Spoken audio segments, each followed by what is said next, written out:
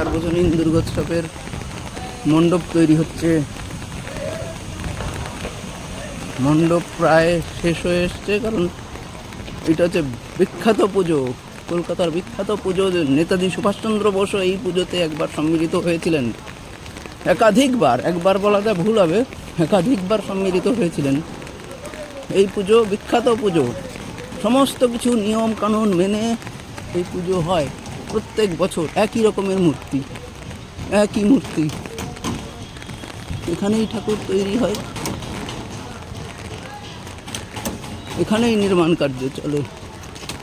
এই যে প্রতিমা নির্মাণ চলছে, প্রতিমা নির্মাণও চলছে, প্যান্ডেল চলছে, মণ্ডপ সজ্জা, কাজ জেগে জেগে সব কাজ। এই যে মা,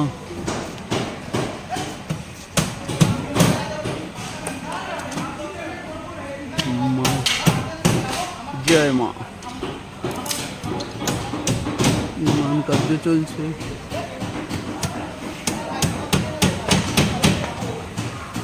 মূর্তি নির্মাণ চলছে,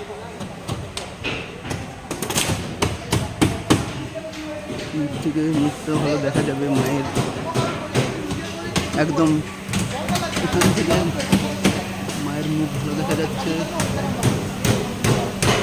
বাগবাজার সার্বজনীন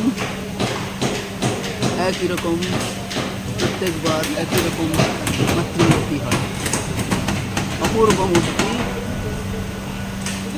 সব কাজ চলছে, কাজ চলছে।